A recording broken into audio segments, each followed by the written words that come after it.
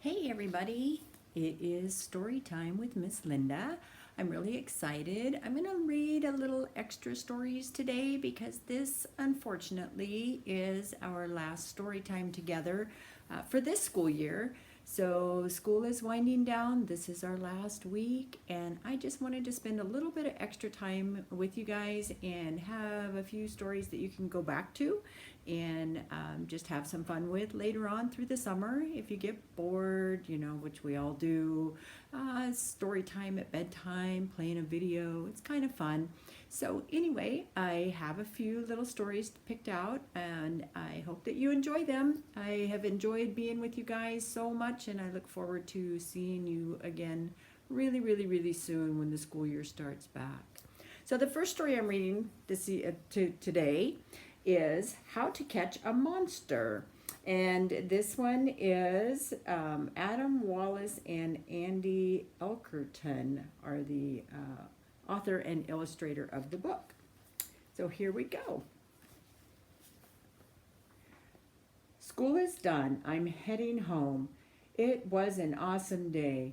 I got the role of Ninja Master in this year's school play. I'm blowing a big bubble. So now I'm feeling brave and strong and full of courage too. But if I'm going to be a hero, there's one thing left to do. So there's a monster in my closet with claws and teeth and hair. And tonight I'm going to scare him. He lives just right in there. I spot my monster right away. He's practicing his roar. He almost scares me half to death, but I won't be scared anymore. I reach into my bag of tricks and pull out my first trap. I'll catch my monster right away. It'll be a snap. Okay, he's stronger than I thought, but I'm not finished yet. I'll catch him with my super sticky ninja nabbing net. Heck, he just escaped again, but my next trap will not miss. I'll give him every trick I've got. He won't get out of this. My goodness at all, the stuff he's throwing at him.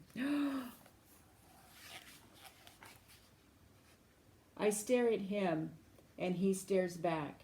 His monster eyes look sad. I'm sorry, friend. I really am. Oh, please, just don't be mad. I never meant to scare you. I did it by mistake. It's hard to play when you're asleep. I want you wide awake. So then I stop my ninja bot and he pulls the bars apart. I shake his hand and then he smiles and rips a massive fart. Oh, that's how we say hello, my friend. We do it all the time. Just take a whiff. You'll see it smells like strawberries and lime. And then he takes me to his house, which seems a little weird. He lets me meet his mom and dad. Is this the creature that I feared? We play for hours and have such fun and eat volcano pie. And when he throws me in the air, he throws me really high.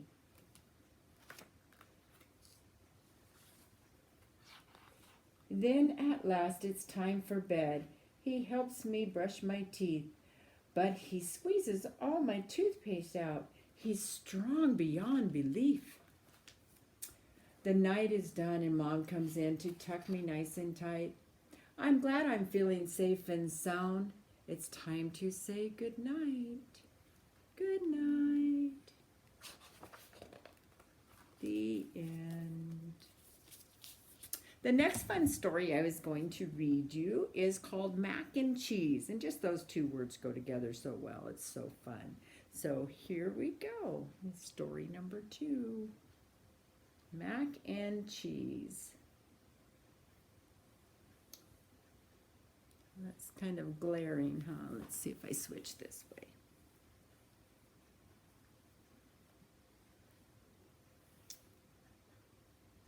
There we go.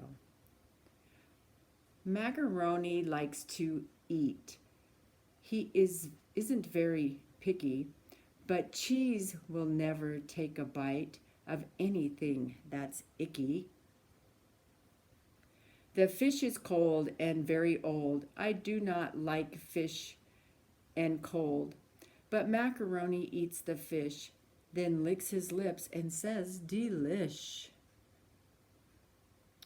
"Nice day," says Mac. Cheese says, "Too hot." "Let's swim," says Mac. Cheese says, "Let's not." Macaroni finds a hat. It's very blue and very flat.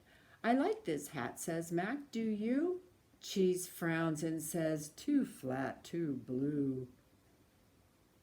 Too cold, too flat, too this, too that, too old, too blue, too. Macaroni likes to jump. Cheese just sits there like a lump. Macaroni likes to play. Cheese says, "Mac, please go away." When Macaroni sings a song, Cheese will never sing along. Mac likes to jump and play and sing, but Cheese does not like anything. Bouncing, nope. Pouncing, nope. Flipping, nope. Skipping rope. Mac thinks chasing mice is fun. Cheese says, "Wake me when you're done." "What's wrong with you?" Mac asks one day. "Why don't you ever want to play? Why don't you pounce or bounce or jump? Why are you such a grumpy grump?" "I like to flip and skip and sing, but Cheese, you don't like anything." Cheese says, "It's true, I'm a grump. I do not like to skip or jump, or bounce or pounce or swim or play, or chase a mouse around all day. The only thing I like to do is sit here quietly with you." Mac feels so good when he hears that. He jumps for joy and throws his hat.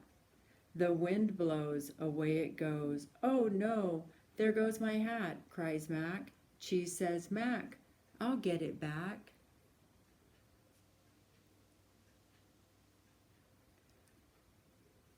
To get that hat, Cheese has to pounce and run and jump and swim and bounce. He has to skip and flip, and then he has to do it all again. Cheese gets the hat and brings it back, and when he gives the hat to Mac, Mac jumps for joy and shouts, "Oh boy, how will I ever thank you, Cheese?" And Cheese replies, "Let's close our eyes and just do nothing, please." The end. That's a fun story. So I have another one that I thought would be fun. It's regarding feelings and how we feel about you guys, and just as our students at school and the friends in our hearts. So and how our parents feel, even though sometimes we're kind of silly as kiddos, and big people too, we get kind of silly too. So it was just a fun little thing to say, "Silly, wonderful you."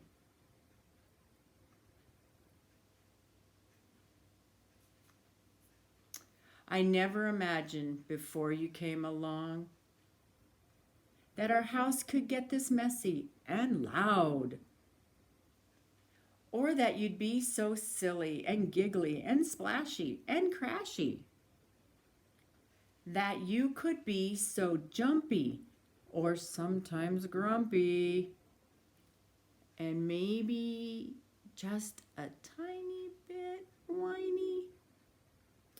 Or stinky, pew, what do we feed you? Or slimy and grimy and climby. You're climbing up the stairs. And now, since there was you, my days start oh so early with bright-eyed alarm clocks. Each time I step, sharp little blocks go right through my socks. I find so many things in unusual places. And you find such awesomely cool hiding spaces. About 1 million stuffed animals have moved in with you. And you make amazing creations with glitter and glue. Since there was you, I'm always surprised at how much fun you are and how ginormously I love you. Since there was you, at the end of a sloppy, noisy, sticky, sometimes even icky, wiggly play day, I'm so sleepy from all the racing and chasing and the washing you're facing. So cuddle in tight. It's almost good night. Dozy eyes closey. The day is almost through. I'm feeling so tired. Aren't you tired too?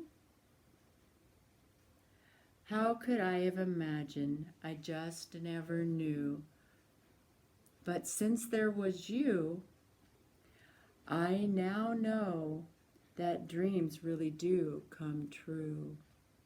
So that's really sweet story. That's about our mom and dads and our hearts and our grandmas and grandpas and teachers and teacher helpers. All of us love you guys so very much, and everything about you is special and unique. And we love that. So I have one more little story that I'm going to read that is one that just touches my heart, that I like to share with my grandchildren. I like to share with other kids that have come into my life and into my heart, what you guys have. So here we go. I love you through and through. I love you through and through. I love your inside and your outside. I love your happy side and your sad side. I love your silly side and your mad side. I love your fingers and your toes, your ears and your nose. I love your hair and your eyes and your giggles and your cries. I love you running and walking, silent and talking. I love you through and through, yesterday, today, and tomorrow too. Okay, guys and gals, it's been fun hanging out with you guys this year. It's been challenging, I know, with things changing all of a sudden, and here you see us on a bunch of cameras. But look forward to being back together in the classroom with you guys really soon, in a couple months. So take care. Have a great summer. Enjoy yourself. Do some fun stuff. And love your parents lots. And be gentle to each other. I love you guys. Bye-bye. Happy summer.